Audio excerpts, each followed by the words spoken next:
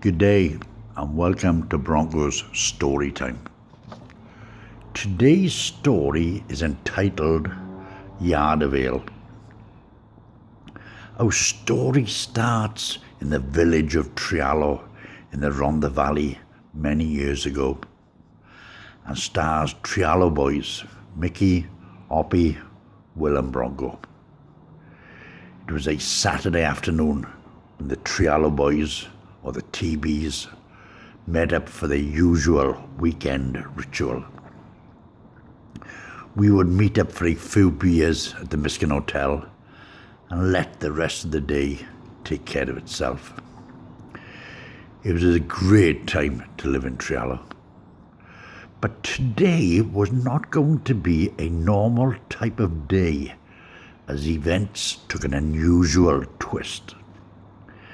The TBs were into their second pints when the bar door creaked open and in walked Champ, Cowboy and Sally.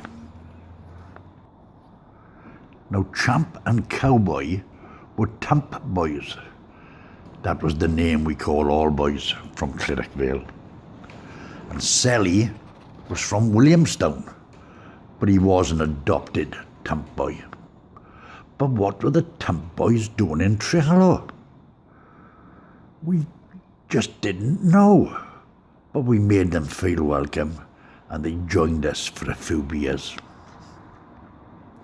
After some informal chit-chat, it was Champ who spilled the beans on why they had ventured across Pandy Bridge. "Hey guys," Champ said, "are you lot going on the res next weekend for the Yard of Ale Challenge?" The yearly event was happening the following weekend, and it was a well-known fact in the Rhondda that nobody from outside of Treallow had ever won the prestigious title. Our own John Hoppy, was the current reigning title holder. Yeah, we'll be there," said Mickey. Champ and his band of merry men started smiling and said they were coming over for it, and would we fancy putting a few quid on the title leaving Treallow for the first time. Well, a few fiver bets were laid, and off they went, back across Pandy Bridge and back up the Tump. Well, a few fiver bets were laid, and off they went, back across Pandy Bridge and back up the Tump. Will said, "Them stupid Tump boys don't know what they're up against."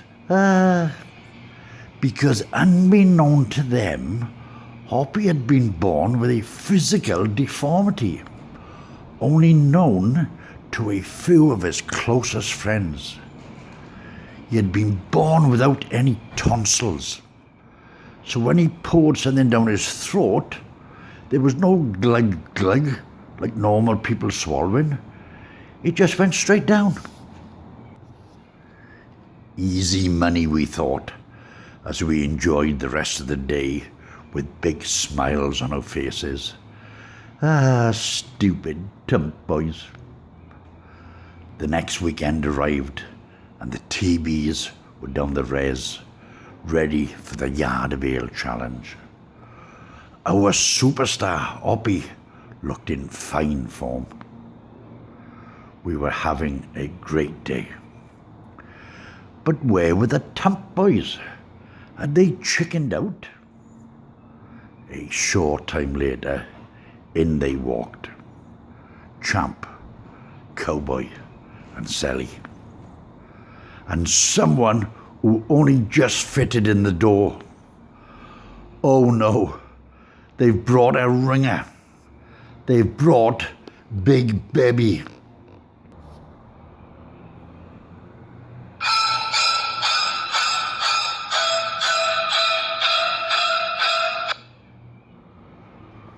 We didn't know that Bebby was back in town.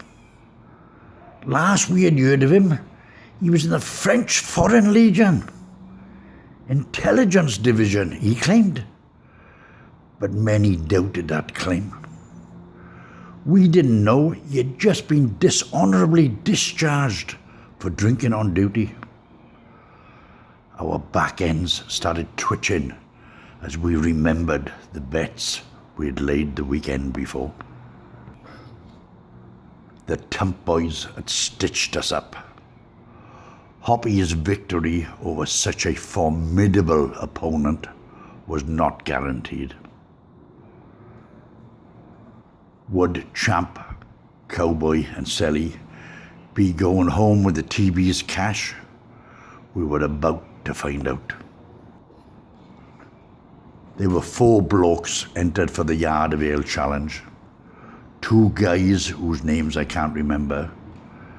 Big Baby and our hero, Hoppy, who, as the reigning champ, would be the last one up. The Yard of Ale glass was filled up and the stopwatch was ready. Moving Israel on the committee gave the countdown. 3, 2, 1, and it was on.